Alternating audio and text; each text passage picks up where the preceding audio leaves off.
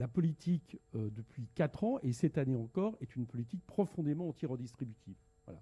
Il n'y a jamais eu autant d'explosions des richesses pour le décile le plus riche, et même en allant encore un peu plus loin pour en réalité le 1% des plus riches, très certainement l'histoire de la Ve République. Et ça, c'est un premier constat qu'on peut faire. Alors pourquoi ? Parce que d'abord, on retient ce que nous, on a demandé depuis longtemps, que les mesures pérennes, c'est-à-dire on ne mélange pas les mesures pérennes d'un côté et puis de l'autre côté des mesures ponctuelles, ce qui évidemment nivelle un peu le problème. Deuxièmement, parce que vous avez eu le mérite de regarder jusqu'au bout ce que vont faire ces mesures. C'est-à-dire que quand on prend des décisions qui sont des décisions aujourd'hui, mais qui vont en réalité avoir un impact en 2023, vous les prenez, et vous avez bien raison de le faire, puisqu'elles vont avoir une incidence. Donc, premier aspect, l'aspect profondément anti-redistributif, et encore, c'est pas un reproche que je vous fais, mais si on tenait compte de la baisse d'impôts sur les entreprises, qui souvent bénéficient quand même aux plus riches, si on tenait compte de la baisse des dépenses publiques, qui à l'inverse impacte le plus dans ceux qui en ont le plus besoin, je pense que cette différence de pouvoir d'achat, qui voit par exemple une baisse du pouvoir d'achat de fait chez par exemple les 10% les plus défavorisés de nos concitoyens, serait encore pire qu'elle n'est déjà dans votre analyse. Donc, premier aspect, profondément anti-redistributif. Le deuxième aspect, c'est sur les entreprises.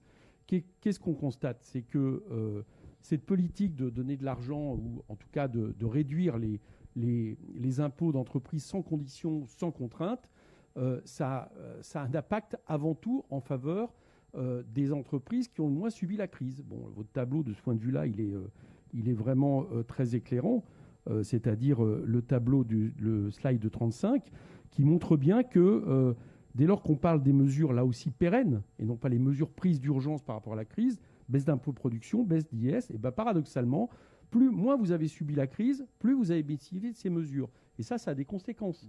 C'est qu'à partir du moment où vous n'avez pas le plus subi la crise, cet argent-là va quelque part. Et cet argent-là, en réalité, puisqu'il est sans condition, va notamment dans l'explosion des dividendes du CAC 40 qu'on a constaté cette année. CAC 40 qui a battu encore des records d'explosion de dividendes, plus 51 milliards de dividendes, mais qui n'empêche, dans le même temps, les entreprises ont quand même supprimé 60 000 emplois, dont la moitié sur le territoire français.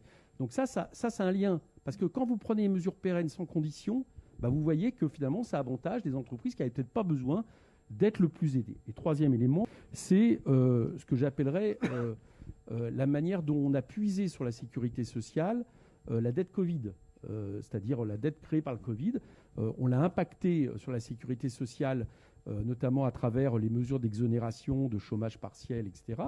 Ce qui a deux incidences. D'abord, ça coûte plus cher, parce que là, vous êtes obligé de rembourser le stock, contrairement à la dette, on y reviendra peut-être d'État, je viens de commettre un livre sur ce sujet. Et deuxièmement, évidemment, ça crée des trous, j'allais dire, indus pour les comptes sociaux, puisque c'est une politique de décision de l'État d'aide aux entreprises et en aucun cas de ce que devrait servir la sécurité sociale, c'est-à-dire pour assurer les citoyens contre les risques sociaux. La première chose, c'est de se redonner des marges de manœuvre, notamment parce qu'on vient d'avoir la COP26 et qu'on est vraiment très faible en termes d'investissement pour une bifurcation écologique. Voilà, c'est l'INSEE qui estime qu'il faudrait 60 milliards de plus par an, rien que pour atteindre la stratégie bas carbone. Donc pour ça, il faut de l'argent, donc il faut surtout arrêter de baisser les impôts, et il faut même les augmenter pour les couches de population qui ont le plus bénéficié de ces baisses. Donc ça veut dire revenir sur la question de l'ISF, la flat tax, imposer les revenus du capital comme ceux du travail, mettre 14 tranches d'impôts pour rendre l'impôt plus juste, en finir avec beaucoup de niches fiscales qui coûtent très cher, traquer véritablement l'exonération fiscale. Nous, on a calculé, on a fait un contre-budget. On pense pouvoir récupérer assez facilement 118 milliards de cette manière-là. Et la deuxième chose, c'est que de mettre en place une politique qui, sur la valeur ajoutée, redonne de l'argent, plus d'argent en revenu du travail qu'au revenu du capital. Et quand je dis revenu du travail, c'est pas sur les cotisations, c'est y compris avec les cotisations qui sont un salaire socialisé. Donc ça passe par la répartition du temps de travail, ça passe par la répartition des richesses. Et puis troisième point, ne pas hésiter, contrairement à ce qu'on a dit, à recourir à la dette quand c'est pour des sommes, des investissements légitimes. Donc c'est pas les baisses de recettes par exemple. Et donc commencer par annuler la dette Covid au lieu de se mettre un boulet dans les pieds pour les années à venir.